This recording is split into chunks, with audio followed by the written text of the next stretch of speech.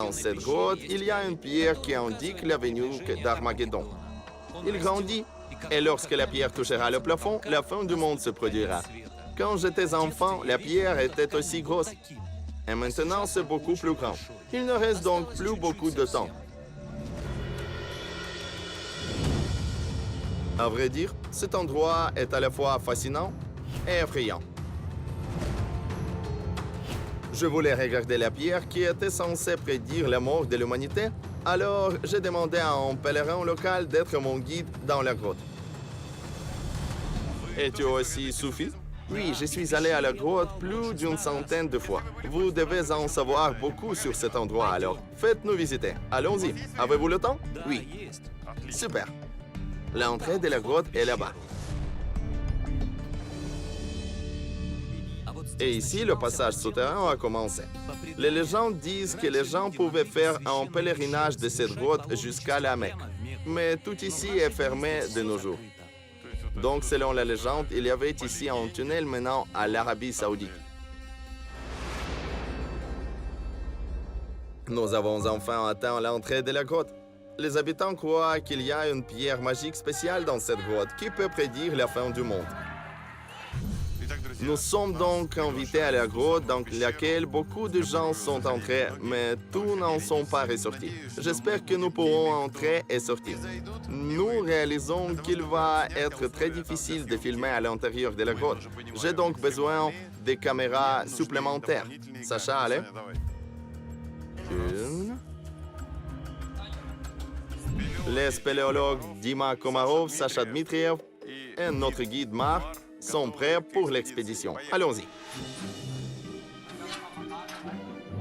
Des gens ont vraiment disparu ici. Beaucoup de gens essaient de violer une interdiction et viennent ici la nuit. Cette information est confirmée. Ce n'est pas une légende comme celle dont on vous parlait aujourd'hui. Certaines personnes ne sont pas revenues. Attention, il y a une descente raide ici. Oh, c'est très raide.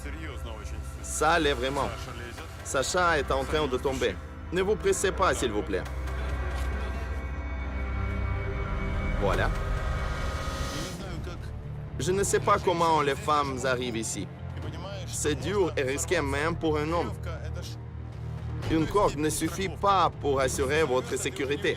Si vous glissez, vous tomberez. C'est très glissant ici, tu vois? Très glissant. Regarde, il y a une corde avec des petits nœuds qui permettent de s'agripper plus facilement si la main glisse et de continuer à descendre comme ça. Que crie-t-il? Il chante le nom d'Ali. Ali était le cousin du prophète Mahomet et l'ancêtre du chef spirituel des soufis, Shah Nourani. Les pèlerins scandent donc le nom d'Ali pour souligner ce lien et exprimer leur respect.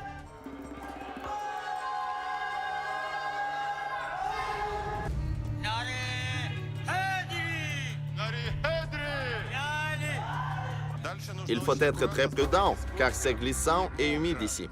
C'est très facile de tomber. Et je vois l'eau se goûter du plafond, ce qui veut dire qu'il y a des sources d'eau là-bas. Il faut s'accrocher aux rochers dans la descente et ne pas se soucier de pauses qui peuvent être un peu gênantes. Allez, je t'ai eu. Nous y voilà. Oh, si vous marchez ici, votre pied va certainement glisser. Nous y voilà. Nous marchons sur le sol couvert de boue glissante pour arriver au premier sanctuaire des soufis. C'est le chameau de Shah Nourani. Nous pensons qu'à la mort de Shah Nourani, tout ce qu'il possédait s'est transformé en pierre. Et c'est l'endroit où Shah Nourani a prié et exécuté namaz.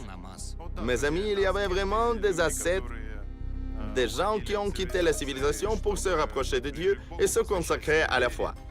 Et ils avaient l'habitude de méditer dans les grottes. Shah Nourani était l'un d'entre eux. Et aujourd'hui, il est sacré pour les personnes qui pratiquent le soufisme. C'est la grotte où il a médité. C'est un lieu sacré pour nous. Vous ne pouvez l'aborder qu'avec du respect et une prière. C'est très sérieux. Ces gens sont vraiment des croyants profonds.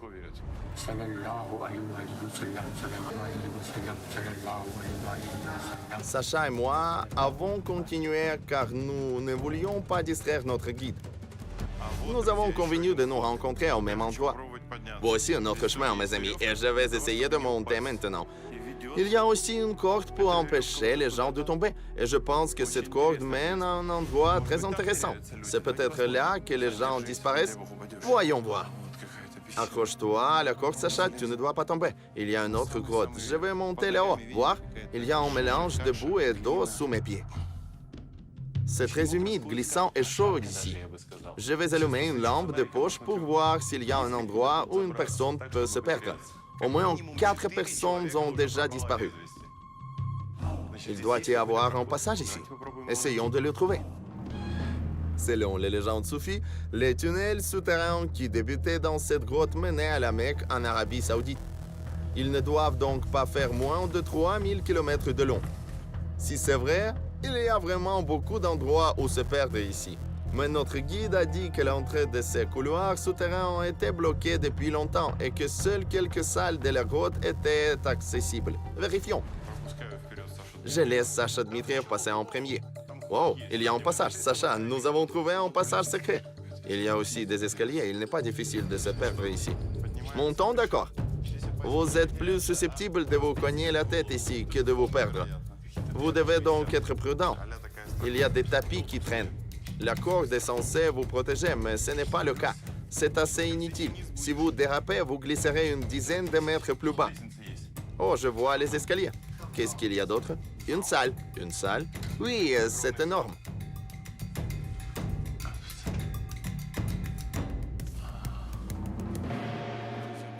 Mes amis, nous avons trouvé une autre salle. Il y a des bougies allumées ici. Le plafond de pierre. Il fait très chaud ici. La caméra est déjà couverte de buée. J'ai l'impression d'être dans le sauna. J'essaie de résoudre le mystère de la disparition des gens. Trouver un endroit où l'on pourrait disparaître sans laisser des traces. Regardons ici, par exemple. Il y a un trou dans lequel nous pouvons nous pencher. C'est une chauve-souris. Oh mon Dieu, il y en a beaucoup. Ils sont suspendus à l'envers. Regardez combien il y a de chauves-souris. Je veux voir s'il y a un passage secret là-bas. Sacha, tu ferais mieux de rester ici. Il pourrait y avoir un éboulement. Il y a quelque chose de creux. Je n'aime pas les surfaces ici. Je peux sentir les vibrations. On dirait qu'il y a un vide en dessous. Ce n'est pas un matériau rocheux. Il n'y a aucune garantie qu'il soit sûr d'aller plus loin. Sacha reste ici pour sauvegarder.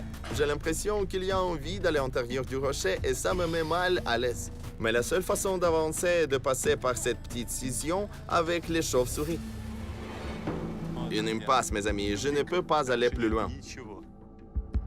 Je ferais mieux de sortir d'ici. Ce n'est pas un endroit très agréable.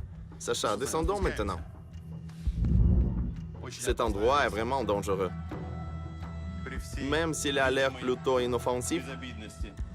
Oh, écoute, je mets mon pied ici et je me rends compte que s'il glisse, je vais tomber là-bas car je n'ai rien à quoi m'accrocher. Il fait une vingtaine de mètres de profondeur. Un accident mortel peut facilement arriver ici. Pendant que nous cherchions les passages secrets, notre guide qui avait promis de nous montrer la pierre sacrée a terminé sa prière et nous attendait là-bas. Mais avant de nous amener à la pierre, il voulait s'assurer que mes intentions étaient pures. Alors, il nous a amenés à l'endroit appelé la ventre de la mer. Vous devez vous faufiler à travers cette ouverture. Tu passeras peut-être en premier et je te suivrai. Je ne l'ai jamais fait auparavant et je ne le ferai pas maintenant.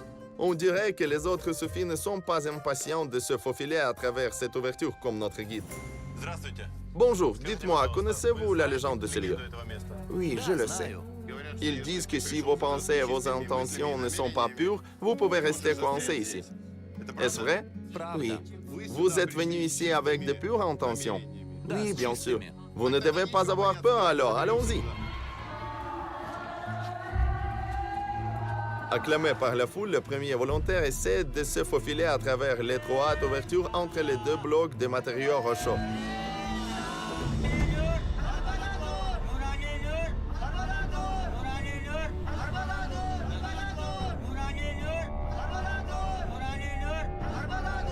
Qu'avez-vous ressenti? Je disais le nom d'Allah, alors j'ai réussi à me faufiler. Ensuite, un autre homme s'est porté volontaire pour prouver que ses pensées et ses intentions étaient pures.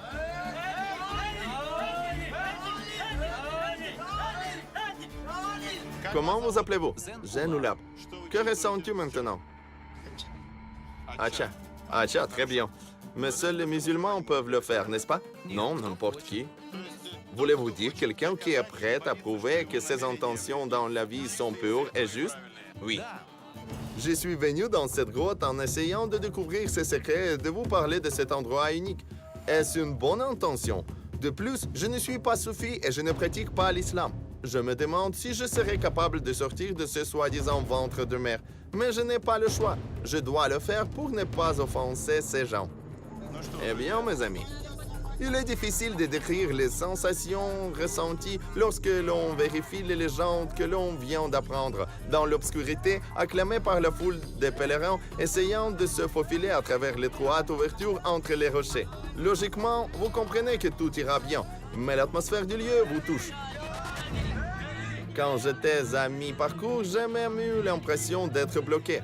Pour s'en sortir, il faut oublier le côté mystique de la question et penser aux aspects pratiques et logiques, en choisissant le bon angle de position du corps. Lorsque vous comprenez l'anatomie de cet endroit, vous pouvez facilement passer à travers si les dimensions de votre corps vous le permettent. Les gars, j'ai réussi. Cela signifie-t-il que mes intentions sont pures et que je suis ici au Pakistan pour faire le bien? Oui. Maintenant, tous les pouvoirs et créatures invisibles qui vivent dans cette grotte vont prier pour vous.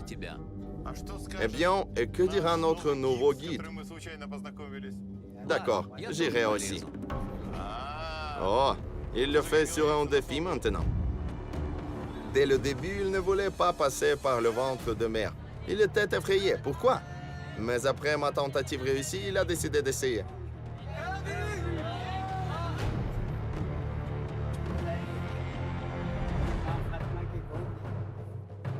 Comment vous sentez-vous? Je me sens tout simplement bien. Vous êtes allé 100 fois à la grotte. Pourquoi ne l'as-tu pas fait avant? J'attendais le bon moment quand je suis prêt et pur. On dirait que tout le monde attendait aussi le bon moment. Soudain, il y eut une file d'attente comme dans un parc d'attractions. Les gens avaient peur jusqu'à ce qu'ils voient les autres réussir. Je suppose qu'ils ont décidé que l'utérus était particulièrement gentil aujourd'hui s'il laissait passer quelqu'un qui n'était ni suffi ni musulman. Tout le monde veut passer maintenant, après leur en avoir parlé. Maintenant, il faut y aller car je veux voir le plus important, la fameuse pierre. Merci et bonne chance. Nous sortons d'ici.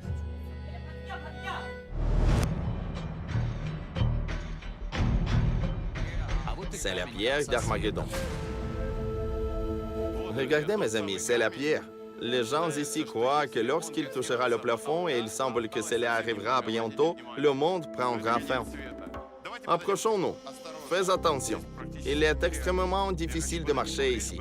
Je veux m'approcher car tout le monde ici m'a parlé de cette pierre. L'atmosphère ici est vraiment incroyable et fantastique. Je veux marcher autour de la pierre. Les habitants pensent qu'il faut le surveiller très attentivement. Lorsque la pierre se rapproche vraiment du plafond, cela signifie que la fin de l'humanité est proche. C'est très symbolique car les gens qui pratiquent le soufisme pensent que c'est là qu'il a été créé. Ils croient également qu'Adam, Ève et l'arche de Noé étaient ici aussi et que cette pierre est apparue ici pour une raison.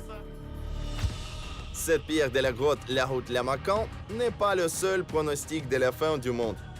L'islam dit qu'Armageddon se produira si Kaaba est ruiné. Certains chrétiens croient que cela se produira lorsque la Sainte Flamme ne descendra pas avant Pâques ou lorsque le chêne d'Abraham en Palestine mourra. Il ne reste plus qu'un petit brin vert de ce chêne maintenant. Les interprètes de la Bible s'attendent à ce qu'Armageddon se produise après l'apparition des poissons dans la mer morte. Et la Torah, le texte sacré hébreu, dit que la fin du monde arrivera après la naissance d'un veau rouge. Les scientifiques de la NASA aux États-Unis gardent un œil attentif sur l'astéroïde potentiellement dangereux, Apophis, qui mesure 340 mètres de large. Jusqu'à présent, ils ne peuvent exclure la possibilité que le corps céleste frappe la Terre. Mais personne ne sait lequel des pronostics d'Armageddon se révélera vrai. Vous souvenez-vous de votre première fois ici? Quelle était alors la hauteur de cette pierre? Un peu plus haut que là où se trouve ma main maintenant. Voir? Il y a un bouton. C'est ici. C'est environ 1 mètre ou plus. Ainsi, la pierre a grandi au cours des dernières années, selon les personnes qui viennent ici depuis des décennies. Maintenant, la distance entre le sommet de la pierre et le plafond est d'environ 30 ou 40 cm. Faisons maintenant quelques calculs. Oh, j'ai le vertige debout à côté de ta pierre d'Armageddon. C'est un peu difficile de respirer ici. S'il grandit vraiment, combien d'années faut-il pour atteindre le plafond? Vous avez 30 ans. En 30 ans, il a grandi d'environ 1 mètre. Il reste donc une dizaine d'années à la fin du monde. Tout est la volonté d'Allah. Peut-être qu'il ne grandira pas du tout dans les années suivantes. Vous ne pouvez donc pas savoir quand la fin du monde arrivera. Je ne sais pas s'il y a des raisons physiques à la croissance de la pierre. Mais si vous oubliez les mythes et les légendes et que vous vous fiez à la physique et aux faits, vous faites une hypothèse logique. L'eau continue de s'égoutter et à cause de l'humidité et des particules des matériaux rocheux qui se retrouvent ici, la pierre atteindra tôt ou tard le plafond. D'après les légendes, la fin du monde n'est qu'à 1,5 mètre. Et lorsque le contact aura lieu, notre planète cessera soi-disant d'exister. Quand cela arrivera-t-il? J'espère que ça arrivera le plus tard possible, parce que, eh bien, qui sait? Dans le labyrinthe de grottes, il est facile de perdre la notion du temps. Il semblait que nous étions venus ici récemment, mais après avoir regardé nos montres, nous avons réalisé qu'il était presque 5 heures, l'heure à laquelle la grotte ferme ou lorsque le personnel demande à tous les pèlerins de partir.